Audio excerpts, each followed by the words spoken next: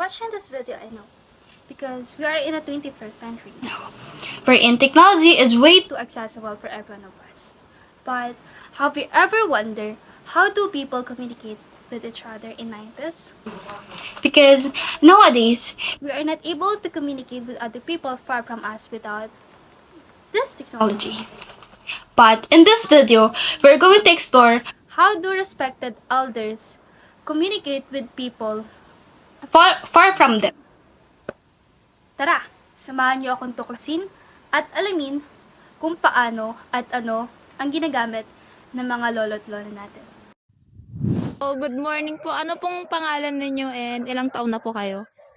Juan, baby pangalan ko pero 64 na ako. Anong year po kayo pinanganak? 1960. So, tanong ko po, dati nung kapanahonan niyo po, ano po yung ginagamit niyo pong way para makipag-communicate po sa ibang tao? Ay, yung telegrama dati yon, di ba? Telegram. Wala pang cellphone dati. Ayaw. Oo. Paano po nag-work yung telegram na yun? Pumupunta kami sa puso, sa... Sulat po. Oo, sulat, ganun. Tingin niyo po ba yung telegram na yun is magagamit pa po sa panahon ngayon? Hindi na, di ba mabilis na rin yung ganyan, cellphone. Saka yung sa computer, ganun. Mas mabilis yun. So, paano po siya gumagana yung telegram po? Di ba, nagsusulat ka, tapos ihuhulog lang. Ay, yung sa post office, yun ang magdi-deliver. Ganun lang naman yun. Mabilis po ba? Ay, hindi. Mga 1 linggo. Depende sa pupuntahan ng telegrama mo. Kung malapit, maano din. Dati po ba nakakagamit na po kayo ng telepono yung pinipindot po? Oo, dati. Sa palagay niyo po, ayos naman po? Mas ayos ngayon dahil yun na, na. Noon yun, hihintayin mo pa kung anong oras, yung sa telepono. Katulad nung panganay ko, alas 5 siya mag-a-out. Alas 5 ako pupunta, tatawag.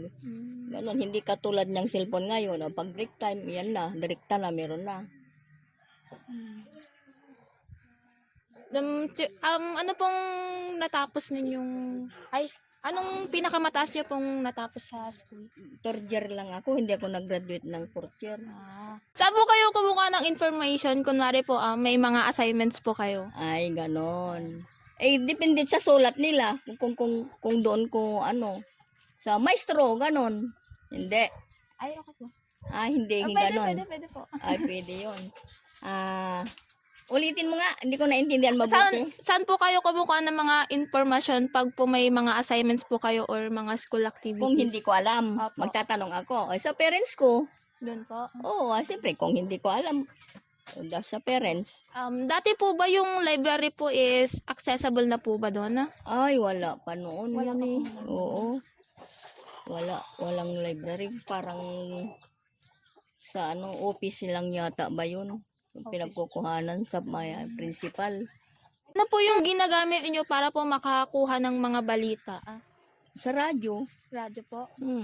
Yun lang po? Oo, sa radyo, sa balit, yung bateryang radyo dati. TV po, TV, wala po. Noon, may tagal pa bago kami nagka-TV.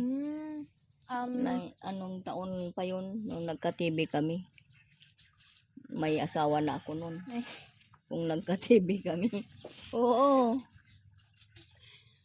Depende, yung mga mayayaman siguro, baka meron din siguro silang TV, may kuryente. Kami dati wala kaming kuryente. Mahirap lang kasi mga magulang ko, walang nabibiling TV. Nung nag-asawa na ako, doon na ako nakabili ng TV. Paano naman po sa dyaryo? Nagbabasa po ba kayo dati? Depende kung may oras. Siyempre, pag walang oras, wala. Hindi kami nagbabasa. Naalala niyo pa po ba kung magkano yung bentahan ng dyaryo dati? 5 piso. 5 piso, isang ba yun? Isang lukot, ba yun? Isang buwan, oo.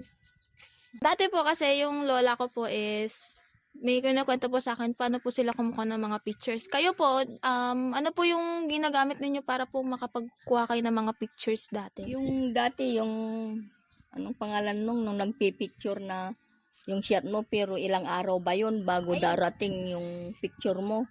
Pinapadevelop niyo po? Oo, yun. Anong tawag doon? Yung litratista. Ay, sige po. Oo. Ayun. Ganun din po kasi sa ano. Last question na po. Kung tatanungin ko po kayo, ano pong... Ay, balik. Kung tatanungin ko po, ano pong pinagkaiba ng generation ngayon sa generation nyo po? Oh. Malayo Noon, murang pera. Ngayon, mahal ang pera.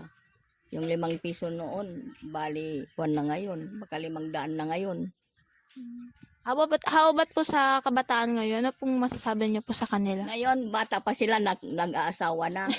Pero sa amin noon, mahaba pa ang ang damit. Hindi ngayon, paiksian ang damit. Halos lumalabas ng puwet. Iba ngayon. Oo, totoo yan. Magtingin ka sa mga iba. Ayo. Oo. Ito na. Noon, tuhod lang makita nila. Ayaw na nila. Sabihin nila, uy, lumalabas na yung tuhod mo. Ganon sila. Thank you po. Thank you po sa pagsama po sa video namin. Oo, sige.